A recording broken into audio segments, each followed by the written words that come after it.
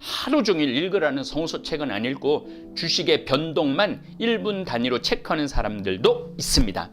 돈의 노예가 되는 경우죠. 시간의 노예가 되는 경우죠. 돈도 노예가 되지만 그 시간조차도 자유롭게 쓰지 못하는 노예가 되는 겁니다. 요즘은 개인들이 주식 공부를 제대로 해서 수익률이 좋다고 하지만은 계속 샀다 팔았다 하면 95%는 결국 빈손으로 나온다고 합니다. 이때부터는 주식 투자가 아니라 노름이 되고 돈의 노예가 되어 자유로운 삶이 없어집니다. 집안을 빚더미에 올려놓고 집안을 파탄, 이혼, 온 가족을 아주 정말 분열시키는 악의 소굴로 끌고 가는 게 주식입니다. 오늘 이 강의 들으시는 분들은 절대 저는 주식 투자를 권고하는 사람은 절대 아닙니다. 하느님 나라 투자하라고 말하는 사람입니다. 여러분들 쓸데없는 데다가 시간 해갖고 매 순간 카톡으로 주식이 얼마 올라갔나 그냥 밥 먹다가도 확인하고 누워서 일어나서도 확인하고 자다가도 일어나서 확인하고 그게 노예예요, 노예. 그러니까 그 귀한 시간을 그렇게 버리지 말라는 겁니다. 다볼사이버 찬양, 성당, 미사, 강의, 노래 이것만 해도 여러분들이 충분히 풍요롭게 살 수 있습니다. 참이수님, 번외 특강 한국에서 주식 투자란 이란 주제로 강의를 합니다. 주식 투자는 시세 차익을 목적으로 주식회사의 증권을 사고 파는 투자 활동을 의미합니다. 현물 투자만을 주식 투자라고 일컫습니다. 그 대상은 상장 주식이 될 수도 있고 비상장 주식이 될 수도 있지만은 코스피, 코스닥 등의 주식 시장에는 상장 주식만 매매가 가능하므로 일반적으로 상장 주식의 매매를 일컫는 경우가 대부분입니다. 과거에는 객장에 갔어요. 그래서 거기서 주문하거나 주식 브로커 등을 통하여 매매했지만은 인터넷의 발달로 현재는 컴퓨터를 이용한 직접 투자, 본인이 직접 샀다 팔아서 할 수 있는 투자가 늘었고 매매의 편의성으로 인해서 단타 매매도 많이 늘었습니다. 샀다 팔았다 그러는 거죠. 100원 오르면 바로 또 팔고 또 좀 기다리고 있다 또 마음에 드는 거 있으면 또 샀다가 또 100원 오르면 팔고 그런 식으로 하는 경우가 있죠. 만약에 그런 매매를 지금 하고 있다면은 그분의 영혼은 지금 노예 상태에 있는 겁니다. 완전 주식 투자를 통해 재산을 늘리는 장점도 있지만 돈의 노예가 되는, 그래서 시간도 자기 마음껏 못 쓰고 컴퓨터 앞에서 아니면 스마트폰 앞에서 노예가 되어 있는 지름길이 주식 투자입니다. 하루 종일 읽으라는 성서책은 안 읽고 주식의 변동만 1분 단위로 체크하는 사람들도 있습니다. 돈의 노예가 되는 경우죠. 시간의 노예가 되는 경우죠. 돈도 노예가 되지만 그 시간조차도 자유롭게 쓰지 못하는 노예가 되는 겁니다. 요즘은 개인들이 주식 공부를 제대로 해서 수익률이 좋다고 하지만은 계속 샀다 팔았다 하면 95%는 결국 빈손으로 나온다고 합니다. 이때부터는 주식 투자가 아니라 노름이 되고 돈의 노예가 되어 자유로운 삶이 없어집니다. 집안을 빚더미에 올려놓고 집안을 파탄, 이혼, 온 가족을 아주 정말 분열시키는 악의 소굴로 끌고 가는 게 주식입니다. 하나 벌어서 하나 쓰고 둘 벌어서 하나 쓰고 하나 저축하면 인생이 자유로운데 그렇지 못한 것이 주식 투자입니다. 저같이 주식 투자를 안 하는 사람은 공부할 시간이 많습니다. 저는 주식도 안 들여다보지만은 텔레비 뉴스도 안 봅니다. 그러다 보니까 성경 공부, 중국, 일본, 미국의 이해, 그리고 아프리카 공부, 또 인류 역사 공부, 철학서적, 신학서적, 성서서적 읽다 보면은 지식의 풍요가 주는 선물은 엄청나게 안정적이고 기쁨을 누릴 수가 있습니다. 다볼 사이버 22만 교우들과 실질적 경험을 나누고자 하는 편지가 있어 저도 몰랐던 세계가 있어 여러분에게 공유하고 싶습니다. 잘 들어보시고 참조 부탁합니다. 아울러 101살 되신 김형석 교수님의 이야기도 나누고 싶습니다. 황창현 신부님께 일주일 전 쓴 편지를 붙이지 못하고 그냥 접으려고 했습니다. 저 개인적인 체험을 일반화하고 침소봉대하여 어렵고 힘든 세상에 더 어둡게 하는 것이 아닌가 해서. 그런데 어제 신부님의 강의를 들으려 폰을 켰더니 바로 그 밑에 광고로 이상 투자가 뜨는 것입니다. 제 광고가 제가 선택할 수 있는 게 아니에요. 구글에서 제 광고 내용 이렇게 우리가 뭐 선정적인 거 뭐 이런 거 다 선택하거든요.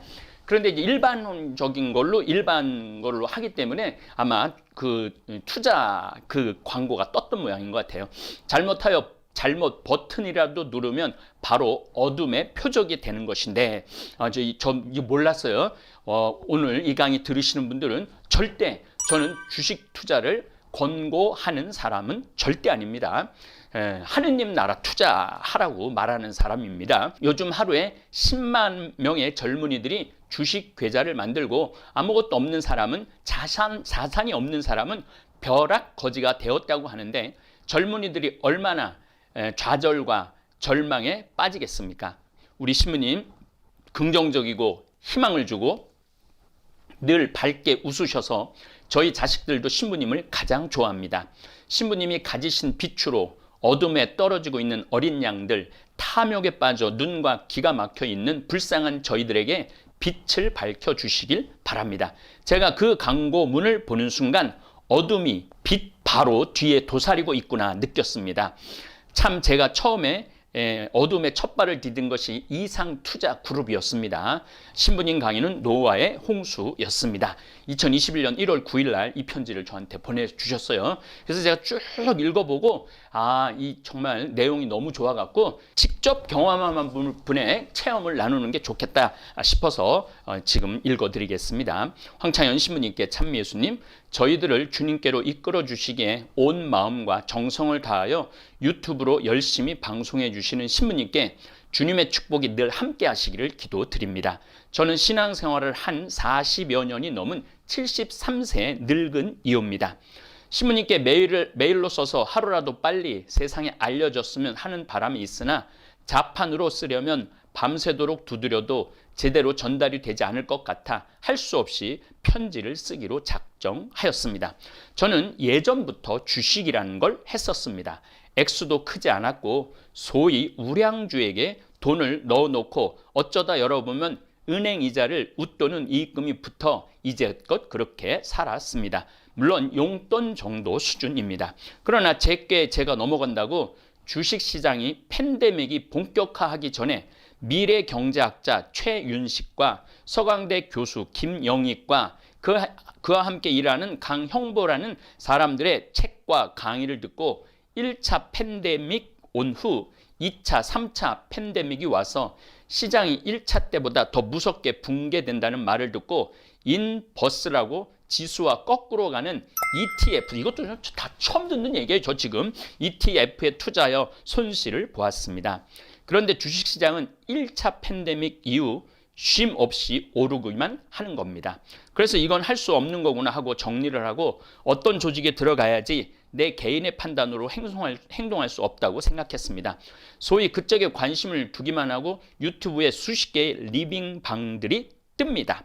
막강한 와우넷부터 시작하여 그러나 그 어느 곳에든 발을 딛는 순간 순식간에 어둠의 세력이 달려듭니다. 나는 당하지 않을 거야 자만하는 순간 당하게 됩니다. 탐욕과 교만에 빠진 순간을 그들은 호시탐탐 노리고 있다가 치고 들어온 것이지요. 참 글 잘 쓰셨어요. 내용도 아주 정확하고 정말 숨기고 싶고 부끄러운 얘기지만 지수가 정말 붐같이 3,000을 넘어가고 그 폭등 열차에 올라타지 못한 수많은 사람들이 자괴감과 절망에 자학에 빠져 있을 때 자기들이 만회시켜 주겠다고 접근합니다. 원래 내 돈이 아니었는데 남 돈이 뛰었다고 내가 손해본 것 같은 바보들이 많죠. 이미 그 어느 리딩방에서든, 리딩방이라는 것도 저도 처음 듣는 거예요. 그쪽에 가입하는 순간 저의 정보는 그 악의 세력들에게 팔려가고 요즘처럼 집에 갇혀 유튜브와 카톡방에 매달려 사는 사람들에게 이익을 몇 배씩 내준다고 하는 유명한 사람들의 사진을 캡처하여 접근합니다. 여러분들 지금 경제 성장이 지금 1%, 2%밖에 안 되면은 2% 이상 수익을 주는 건 다 위험한 거고 사기입니다. 항상 그걸 기준으로 하라고 제가 늘 강의 때 말씀드렸죠. 저 역시 박한샘의 카톡으로 접근해 왔습니다. 저의 경우는 와우넷에 박한샘이라는 제가 도움을 받고 있는 사람의 가면을 쓰고 접근했으며 존이라고 하는 유명한 사람의 가면을 쓰고 접근하는 등 좀 더 치밀하고 각자에게 맞추어 미리 알고서 공작을 시작합니다. 한번 사기쳐 먹겠다고 마음 먹으면은 뭐 끝도 없이 사기칠 수 있는 거죠. 주식 매매 해갖곤 푼돈밖에 못 버니 자신에게 투자하라고. 이게 사기의 시작이죠. 그러면 2, 3배 불려주겠다고. 세상에 이런 데는 없어요. 2, 3배 불려주는 데는 없습니다. 지금 뭐 아파트 값도 뭐 배로 뛰었다고 그러는데 그게 다 욕심이에요. 욕심. 고도의 보이스피싱 수법인데 보이스피싱이라고 고발도 못합니다. 투자라는 명목이므로 이 투자한 건데 사기당한 거니까 내가 책임져야 된다는 얘기죠. 이건 사기죄에 해당하는 것이죠. 1차, 2차, 3차에 걸려서 진행됩니다. 1차는 선물 옵션이라고, 그래서 돈을 넣으면 채팅방에 들어가라고 합니다. 그곳에는 수십 명의 마귀들이, 가로치고 마귀들이 이랬어요. 인간들이 나는 얼마를 얻었다고 파티를 열고 축제를 벌입니다. 거기 들어가면 막 자기네들이 댓글로 돈을 벌었다고 막 축제를 벌이는 거죠. 그러니까 나 혼자만 모르는 거죠. 그리고 3일 정도 지난 후 턴어라운드라는 가짜 앱을 들어가서 선물 옵션이라는 곳에 제가 넣은 돈의 2, 300가량의 돈을 보여줍니다. 그렇게 컴퓨터상 조작된 돈을 보여주고 걸려들었다고 판단하면 2차 작업에 들어갑니다. 두 번째는 주식에 직접 투자해 주겠다고 또 유혹합니다. 이미 늘어난 돈을 보고 눈과 귀가 멀은 저는 또 돈을 넣습니다. 그 얘기입니다. 3차 작업에는 엄청난 5배 이상의 늘어난 액수를 보여주며 이것은 세금을 안 낸 돈이니 세금을 내고 찾아가야 된다고 합니다. 예를 들어 1억 2천이 됐으니 세금이 4천이라고 합니다. 저는 3차까지 끌려 들어가진 않았지만 대부분의 사람들은 그 세 번째에서 돈을 끌어모을 수 있는 데까지 끌어모아 결국 파산에 이르고 심하면 자살에까지 이른답니다. 물론 경찰서에 가서 한 달에 조서를 쓰고 고발하고 오긴 왔지만 1년에 수백억, 수천억이 보이스피싱으로 그렇게 해서 빠져나간다고 하는 소리만 들었지 잡았다거나 돈을 돌려받았다는 소식은 한 번도 듣지 못하였습니다. 또 한 달 전쯤 나라에서 영세 자영업자에게 3천만 원까지 저리로 장기로 대출해 준다고 한 날, 그것도 수백 대 1로, 그것도 온라인 상으로만 신청하라던 날, 제가 늘 가던 미장원에 갔더니 그 원장이 죽을 상을 하고 손님 못 받았더군요.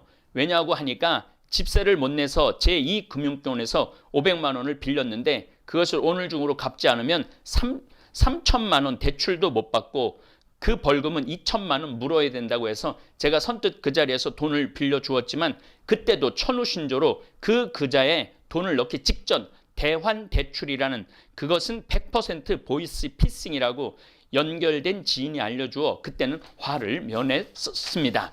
야, 이렇게 인생을 아슬아슬하게 사는 사람들이 많으네요.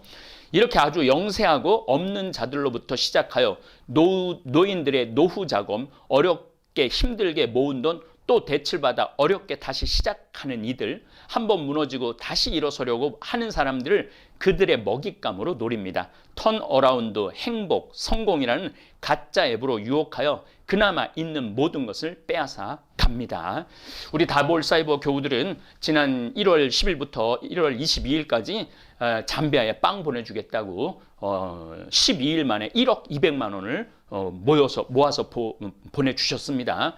그게 제가 보기에는 인생의 제대로 된 투자예요. 후회하지 않는 투자고, 우리 김종용 신부님께서 이제 다음 주에 이제 들어가시면은 그 프로그램을 만들어서 아이들 정글에서 하루 종일 아무것도 안 하고 있거든요. 그러면 이제 오전에 한 2시간 정도 수업, 10시부터 12시까지 수업하고, 수업받은 아이들은 빵을 나눠준다고, 그런 계획을 그건 다 동영상으로 보여주실 겁니다. 아마 우리 다볼사이버 교우들은 그 장면을 보고 굉장히 행복, 그 다음에 자긍심이 생길 거라고 생각을 합니다. 이렇게 주식 투자하고 돈 날리면은 이 상실감이 굉장하죠. 수십억, 수백억을 가진 사람들은 각 금융회사에서 따로 자산관리라는 것을 받아 안전하게 그들의 부를 키워주죠. 최소한 3억 이상, 5억 이상 예치해야 특별관리를 받게 되고 10억 이상은 되어야 VIP 대접을 받죠. 물론 그에 상응하는 수수료를 냅니다만, 그러니 어둠의 세력들의 타깃이 되는 사람들은 사회적 약자들입니다. 저의 치부를 이렇게 샅샅이 공개하는 것은 서울 아파트값이 2년 전에 비해 딱 2배가 올랐습니다. 주식시장은 작년 3월에 1,800에서 오늘 3,100을 넘었습니다. 세상이 이렇게 돌아가니 사람들이 미치지 않겠습니까? 그러나 그건 다 있는 사람들의 얘기인데, 저 자신을 포함해서 대부분 사람들, 특히 젊은이들, 그 마지막 부의 열차에 타보려고 영혼까지 빚을 낸다 합니다. 그것이 나락으로 떨어지는 죽음의 열차인데, 신부님, 영성은, 신앙은 생명입니다만 이 세상에 발을 딛고 사는 한 돈도 피할 수 없는 악이며 결코 인간인 이상 오욕에서 자유롭지 못한 죄인입니다만, 길 잃은 불쌍한 양들이 피눈물을 흘리며 삶과 생명을 포기하지 않도록 꼭 신부님의 강의에서 거짓의 아비에게 속지 말라고 깨우쳐 주십시오. 한동안 저는 성모님의 도우심으로 독사의 아가리 앞까지 갔다가 되살아왔다고 생각합니다. 거대한 악의 실체에 맞닥뜨렸다니, 그들의 먹잇감이 되었다니 생각하니 무섭고 두려워서 밥도 못 먹고 잠도 못 자고 심장이 떨려서 약간 돌아버린 것 같았습니다. 아주 글도 잘 쓰세요. 70살이 넘으셨다 그러는데, 근데 제가 이제 우리 직원들한테 타이프로 쳐달라고 부탁을 했습니다. 그런데 바로 그때 나다 두려워하지 마라를 김웅렬 신부님께서 사복음서를 다 찾아 읽고 비교하라는 숙제를 내주셨고, 또 다른 신부님의 강의에서도 제가 30여 년 전 상지의 집 피정에서 뽑은 말씀 사탕, 너는 내가 지명하여 불렀으니 내 사람이다, 이사야 43장, 내가 어디에 가든 어디에서든 내가 너의 발끝 하나도 다치지 않겠다 하겠다는 주님의 말씀으로 다시 살아났습니다. 그들 어둠의 세력은 11월 2일부터 시작하여 거의 2달 동안 끈질기고 집요하고 교활하고 관악하게 저를 공격했습니다. 3,300까지 올라갔다가 지금 3,000 밑으로 떨어졌다고 인터넷에서 제가 확인하고 지금 올라온 시간입니다. 더 기가 막힌 것은 제가 처음으로 박한샘이라는 사람의 도움으로 200여만 원의 수익을 내서 박샘으로 착각하고 고맙습니다 하고 200만 원을 첫 수확이라고 안나의 집 김하종 신부님께 감사 예물로 바치고 왔다고 한 날에 잘했다고 칭찬해주고 그 다음 날에 본격 작업에 들어갔다는데 더 소름이 돋았습니다. 돈을 받아간 구자가 주 천안 바다 하지라는 곳인데, 천안은 신생기업들, 그래서 외국인 노동자들이 많이 일하고 벤처기업들이 많은 곳으로 알고 있습니다만, 엊그제 오랜 친구인 교우한테서 전화가 왔는데 피땀 흘려 세운 어린 신생기업들이 코로나로 어려움을 겪고 있는데 어떤 세력들에게 자금난에 빠져있는 그런 작은 기업들을 빼앗긴다는 전화를 받았습니다. 그 집은 자금들을 모아 2차, 3차로 악의 세력을 확장해가고 우리의 영혼들의 악이, 분노, 절망, 파멸로 몰아가는 것이 아닌지요. 신부님, 양들의 영혼을 지켜주십시오. 주님의 빛이 우리 황창현 신부님께 늘 함께하기를 기도드립니다 하고, 이렇게 제가 이름은 안 부르겠습니다. 워낙 내용이 너무너무 좋은 내용이라 여러분들 쓸데없는 데다가 시간 해갖고 매 순간 카톡으로 주식이 얼마 올라갔나 그냥 밥 먹다가도 확인하고, 누워서 일어나서도 확인하고, 자다가도 일어나서 확인하고, 그게 노예예요, 노예. 그러니까 그 귀한 시간을 그렇게 버리지 말라는 겁니다. 다볼사이버 찬양, 성당, 미사, 강의, 노래, 이것만 해도 여러분들이 충분히 풍요롭게 살 수 있습니다. 김영석 교수님, 이 김영석 교수님이 제 아련한 기억으로 제 논문지도 교수했던 기억, 제가 그때 신학생 때 부제 때 했던 거라, 근데 그분인 것 같아요. 100년 살아보니 알겠다. 절대 행복할 수 없는 두 부류. 이제 이 백성호라는 기자가 이걸 했는데 아주 너무너무 재밌는 내용이라 여러분들 읽어드리겠습니다. 김형석 연세대 철학과 명예교수는 올해 102살이 되었습니다. 다들 100세 시대라지만 지금 100세를 넘긴 사람은 그리 많지 않습니다. 그래서 다소 조심스러웠습니다. 코로나 시국에다가 연세가 있으셔서 혹시라도 싶어 인터뷰 자리가 걱정되더군요. 이달 초 커피숍에서 만난 김 교수는 의외로 의연했습니다. 뭐랄까요? 1세기를 송두리째 관통한 사람의 굵직한 시선이 느껴졌습니다. 삶에 대한 깊은 관조와 함께 말입니다. 지난 인터뷰에서 이 시대의 진보와 보수를 다루었습니다. 이번에는 그에게 행복이란 두 글자를 물었습니다. 모든 이의 삶에서 화두가 되는 키워드이니까요. 100년 넘게 살아봤더니 다른 게 행복이 아니더라. 바로 이게 행복이더라. 그런 식의 답을 기대하면서 말합니다. 다들 찾습니다. 행복 어떻게 하면 찾을 수 있습니까? 이제 김용석 교수님 얘기해요. 지금껏 살아보니 알겠더군요. 아무리 행복해지고 싶어도 행복해지기 힘든 사람들이 있습니다. 행복하고 싶은데 행복해질 수 없는 사람들, 그들이 누구입니까? 크게 보면 두 부류입니다. 우선 정신적 가치를 모르는 사람입니다. 굉장히 중요한 말씀을 하셨어요. 여러분들, 예수님이 진리가 너희를 자유롭게 하리라. 나는 길이요 진리요 생명이다 라고 말한 예수님 말씀, 진리가 너희를 자유롭게 하리라. 그러니까 진리를 아는 사람은 굉장한 자유를 누립니다. 그 얘기를 하시는 거죠. 왜냐하면 물질적 가치가 행복을 가져다 주진 않으니까요. 가령 복권에 당첨된 사람이 있어요. 그 사람이 과연 행복하게 살까요? 그렇지 않습니다. 정신적 가치를 모르는 사람이 많은 물건을 가지게 되면 오히려 불행해지고 말더군요. 그러니까 저도 지금 요즘 올해 2021년에 강의 주제가 비움의 영성이에요. 비울 때 자유를 얻고 비울 때 하느님께서는 소중한 걸로 채워주는 겁니다. 내가 주머니에 막 주식도 채우고 집값도 채우려고 이렇게 막 채우려고 하는 사람 영혼을 보면요, 결코 그런 분들 자유롭지 못합니다. 돈이나 권력 혹은 명예를 쫓는 사람도 많습니다. 그들은 거기서 행복을 찾습니다. 솔직히 거기서 행복을 찾기는 어렵습니다. 이 김용석 교수님입니다. 왜 그럴까요? 거기에는 만족이 없습니다. 돈과 권력욕, 명예욕은 기본적으로 소유욕입니다. 그건 가지면 가질수록 더 목이 마릅니다. 가지면 가질수록 더 배가 고픕니다. 그래서 항상 허기진 채로 살아가야 합니다. 행복하려면 꼭 필요한 조건이 하나 있습니다. 그것은 만족입니다. 이것도 예수님이 늘 말씀하시죠. 항상 만족할 줄 알아야 된다.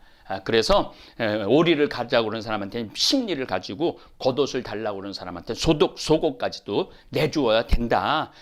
이게 비움의 영성이에요. 비움의 영성. 만족을 알려면 어떻게 해야 됩니까?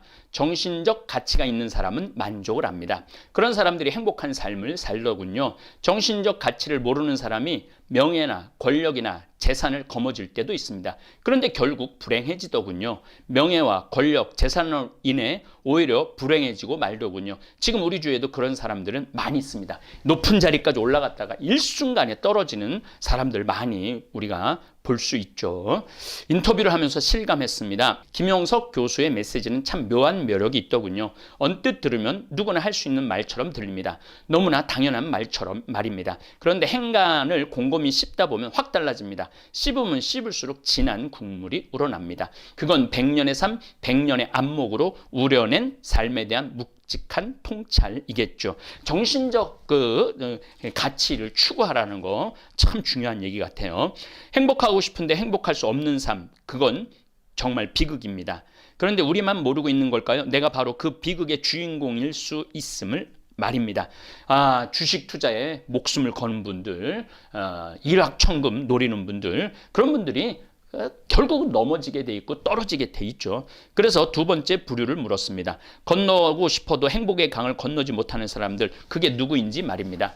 두 번째는 이기주의자들입니다. 그들은 절대로 행복할 수가 없습니다. 제가 잠비아 봉사활동 7년을 다니면서 우리 치과의사 선생님들, 안과의사 선생님들, 그리고 대학생들, 중고등학생들 이렇게 함께 7년을 다녀봤는데, 거기서 그 가난한 이들한테 내가 뭔가 나눠줄 수 있다라는 거, 함께 한다라는 거, 그들이 누리는 행복은 상상도 할 수 없을 만큼 크다는 걸 제가 많이 느낍니다. 그리고 지금도 끊임없이 함께 빨리 가자고, 그건 뭐 돈 생기는 일도 아니고 내 돈 들이는 일인데도 불구하고 1년에 버킷리스트 중에 첫 번째, 내가 해보고 싶은 일 중에 첫 번째 일 중에 하나가 소망이라고 그러는 분들도 굉장히 많습니다. 뜻밖의 진단이었습니다. 다들 자신을 챙깁니다. 나 자신을 챙기고 내 이익을 챙깁니다. 그걸 위해서 삽니다. 왜냐고요? 그래야 내가 행복해지니까요. 그런데 김형석 교수는 이기주의와 행복은 공존할 수 없다고 못 박았습니다. 이기주의와 행복, 왜 공존이 불가능합니까? 이제 기자가 물었죠. 우리 김형석 교수님이 이기주의자는 자신만을 위해 삽니다. 그래서 인격을 못 가집니다. 이거 굉장히 정말 철학적인 지금 표현을 쓰고 계신 거예요. 인격이 뭔가요? 그건 인간관계에서 나오는 선한 가치입니다. 이기주의자는 그걸 갖추기가 어렵습니다. 그런데 인격의 크기가 결국 자기 그릇의 크기입니다. 그 그릇의 행복을 담는 것입니다. 이기주의자는 그릇이 작게 담을 수 있는 행복도 작을 수밖에 없습니다. 맞죠? 내가 많이 비우면 비울수록, 내 그릇을 많이 비울수록, 내 주머니를 많이 비울수록 행복은 주워 담을 수 있는 것이죠. 그 대표적인 예가 지금 여러분들하고 다볼사이버 성당을 운영하는 저라고 생각을 합니다. 이 말 끝에 김형석 교수는 자신의 경험담을 하나 꺼냈습니다. 감동적인 얘기입니다. 제가 연세대 교수로 갈 때 몹시 가난했어요. 고생도 많이 했습니다. 그래서 학교에서 월급이 오르거나 보너스가 나오면 무척 좋아했습니다. 동료 교수들도 다들 좋아했습니다. 그런데 그때도 등록금을 내지 못하고 고생하는 제자들이 있었습니다. 그런데 스승이라는 사람이 자기 월급 올랐다고 좋아한 것입니다. 그건 교육자의 도리가 아니지요. 그 생각을 하면 지금도 미안하고 부끄럽습니다. 행복하지 않습니다. 무슨 말인가 하면 행복은 공동체 의식이지 단독자인 나만을 위한 게 행복이 아니더군요. 김 교수는 자기가 먼저 큰 그릇이 되어야 큰 행복을 담을 수 있다고 강조했습니다. 예, 제가 지금 이 유튜브 수익으로 1원도 안 건드리고 지금 한 1억 원 벌써 나무 심는데 보냈고, 우리 김종용 프란치스코 신부님한테 그 통장 그 수익 들어오는 걸 보여주면서 이 씨도 많이 하고 나무 많이 심어갖고 경제름으로 만들어서 거기에 있는 사람들한테 희망을 주자고. 그리고 이렇게 우리 유튜브 구독자님들이 그렇게 많이 봐주시고 또 수익이 한 달에 막 2천만 원씩 들어오는 걸 보고 김종용 신부님이 희망의 빛을 보는 것 같더라고요. 그래서 굉장히 그 현신규 박사님의 그 나무 그 책도 다 읽으면서 자기가 생각하지 못했던 많은 부분들을 지금 배우고 있다고. 그래서 지금 같이 있는 시간이 너무 즐겁습니다. 김형석 교수는 최근 지방 출찬차 김포공항에 갔습니다. 예약자들에게 발권표를 다 나눠주는데 김 교수만 빠졌습니다. 문의를 했더니 항공사 직원이 이상하다며 급히 매니저를 불렀습니다. 달려온 매니저가 김 교수에게 혹시 연세가 어떻게 되시느냐고 물었습니다. 알고 보니 컴퓨터상의 나이가 1살이라고 떴습니다. 1920년생이신 김 교수는 올해 만으로 101살이십니다. 컴퓨터가 2자리 숫자만 읽게끔 설정되어 있었던 것입니다. 지금까지 대한민국 비행기만 930번 이상 탔어요. 그런데 직원이 보니 1살짜리가 930번 비행기를 탄 겁니다. 사람들이 종종 물어요. 올해 나이가 어떻게 되느냐고. 이상하죠? 저도 나이 생각이 없어져요. 내 나이 같기도 하고 아닌 것 같기도 하고 1살이라고 하니 올해는 인생을 새로 시작하는 기분으로 살려고 합니다. 웃으시면서 이렇게 자기는 이제 1살이라고. 참 멋있는 말 같아요. 100세 시대라고 합니다. 다들 100세 인생을 기대합니다. 중요한 이야기입니다. 내가 연세대 교수로 처음 갈 때 30대 중반이었어요. 그때는 환갑이 되고 정년이 되면 내 인생이 끝날 줄 알았습니다. 당시에는 인생을 2단계로 봤어요. 30세까지는 교육받고 나머지 30년은 직장에서 일한다. 그럼 인생이 끝난다. 막상 살아보니 어떻습니까? 그게 아니었어요. 가장 일을 많이 하고 행복한 건 60세부터였어요. 저는 지금 57인데도 이렇게 행복하고 즐겁고 좋은데 우리 김형석 교수님은 60세부터가 행복했다고 그래요. 내가 살아보니까 그랬습니다. 글도 더 잘 쓰게 되고 사상도 올라가게 되고 존경도 받게 되더군요. 사과나무를 키우면 제일 소중한 시기가 언제일까요? 열매 맺을 때입니다. 그게 60세부터입니다. 나는 늘 말합니다. 인생 사회적 가치는 60부터 온다. 그럼 60대 이후 어떻게 됩니까? 60을 넘어 90까지는 행복하게 살 수 있습니다. 사회적 열매를 맺을 수 있습니다. 그럼 90 이후에는 어떻게 되느냐? 되는 사람도 있고 안 되는 사람도 있더군요. 주로 건강 때문입니다. 의사들 이야기를 들어보면 혈압, 당뇨, 치매는 주로 60세 이후에 찾아옵니다. 그거를 7, 80세가 돼서 관리하려고 하니까 힘이 듭니다. 그러니까 50세부터 잘 관리하면 됩니다. 그럼 90까지 다 간다고 합니다. 저는 이 글을 읽어보고 내가 이제 57인데 많은 분들이 내가 이제까지 해놓은 일이 굉장히 많다고 그랬는데 난 아직 시작한 것도 아닌가 이런 생각을 김 교수님의 글을 읽으면서 반성해 봤어요. 그리고 또한 희망도 가져봤습니다. 90세까지는 행복하고 보람 있게 살 수 있습니다. 의술이 발전하니까 4, 50년 후에는 100세까지도 다들 행복하게 살 수 있겠지요. 대화를 나눌수록 놀랍습니다. 김용석 교수는 지팡이를 짚지 않습니다. 제가 놀란 건 육체적 건강 때문만이 아닙니다. 100세 넘은 연세에도 정신력과 기억력, 사고력과 판단력이 놀랍습니다. 유연하고 열린 사고 역시 젊은이들 못지 않습니다. 100세의 건강 못지않게 100세의 정신도 궁금하더군요. 100세까지 건강하고 행복하게 살려면 무엇이 가장 중요합니까? 사람은 항상 공부를 해야 합니다. 참 저하고 똑같은 생각 가지고 있죠. 뭐든지 배워야 합니다. 그렇지 않으면 정신이 늙어버립니다. 사람들은 몸이 늙으면 정신이 따라 늙는다고 생각합니다. 그게 아닙니다. 자기 노력에 따라 정신은 늙지 않습니다. 그때는 몸이 정신을 따라 옵니다. 예, 그런 것 같아요. 그때는 퇴직하고 한참이나 지난 뒤입니다. 공부를 어떻게 하면 됩니까? 강연차 지방에 갈 일이 종종 있습니다. 그럼 거기서 지방 유지들을 만납니다. 장관 지낸 사람, 교수 지낸 사람들도 만납니다.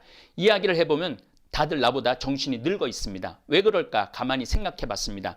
결국 장관직 끝내고 정년퇴직하고 일도 안 하고 공부도 안 하기 때문이라는 걸 알겠더군요. 일과 공부를 안 하면 몸도 마음도 빨리 늙습니다.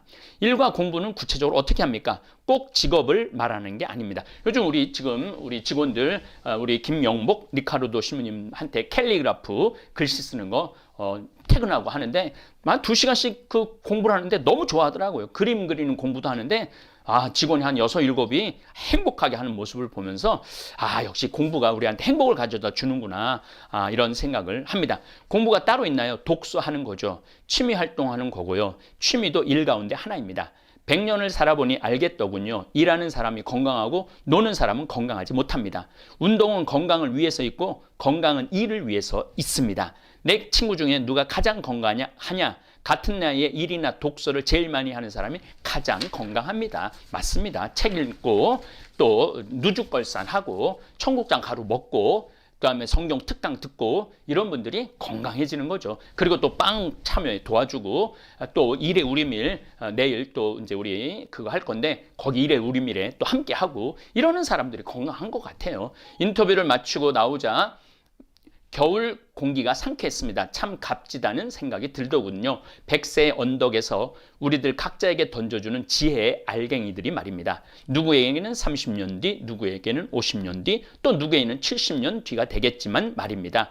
결국 모두에게 오게 될 그 언덕에서 미리 서볼 기회를 주고 있으니까요. 백성호 종교 전문 기자님이 인터뷰를 했고 사진은 김성용 기자가 사진을 찍어서 이렇게 좋은 글들이 올라왔어요. 여러분들 이렇게 좋은 글들을 읽는 습관도 굉장히 중요합니다. 그냥 막 나쁜 글들, 욕하는 글들 막 이런 글들보다는 이렇게 아름다운 글들 또 이렇게 우리 자매님이 이렇게 주식 투자의 위험성을 우리 내 채널에 들어가고 그런 유혹에 빠지지 말라고 좋은 글도 주셔갖고 오늘 이렇게 번외 특강은 제가 그냥 묻어서 이렇게 여러분들하고 좋은 시간 준비해봤습니다. 예, 감사합니다. 오늘 강의 잘 들으셨나요? 성경에는 재정 관리와 투자의 원칙을 알려주는 구절들이 많습니다. 충성된 자는 복이 많아도 속히 부하고자 하는 자는 형벌을 면하지 못하리라. 잠언 28장 20절. 성급한 부의 추구를 경고하며 주식 투자를 장기적인 관점에서 접근하라는 가르침입니다. 적게 심는 자는 적게 거두고 많이 심는 자는 많이 거둔다. 고린도후서 9장 6절. 투자는 현재의 희생을 통해 미래의 수확을 기대하는 것입니다. 내 재물과 내 소산물의 처음 익은 열매로 여호와를 공경하라. 잠언 3장 9절에서 10절. 감사와 공경의 마음으로 하나님을 기쁘게 하면 축복이 따를 것이라고 약속합니다. 재물에 소망을 두지 말며 선을 행하고 나누어 주기를 좋아하라. 디모데전서 6장 17절에서 18절. 부에 대한 지나친 집착을 경계하며 나눔과 감사의 정신을 강조합니다. 재물이 재난을 만나면 없어지나니 그가 아들을 낳았으나 그 손에 아무것도 없느니라. 전도서 5장 13절에서 14절. 자신의 욕심으로 재물을 관리하면 해가 될 수 있다는 교훈입니다. 세상의 이익을 쫓으며 주식 투자를 하지 말고 성경의 가르침에 따라 재정을 관리하여 현명하게 여러분의 미래를 계획해 보시길 바랍니다. 감사합니다. 하늘에 계신 우리 아버지, 아버지의 이름이 거룩히 빛나시며 아버지의 나라가 오시며 아버지의 뜻이 하늘에서와 같이 땅에서도 이루어지소서. 오늘 저희에게 일용할 양식을 주시고 저희에게 잘못한 일을 저희가 용서하오니 저희 죄를 용서하시고 저희를 유혹에 빠지지 않게 하시고 악에서 구하소서. 아멘.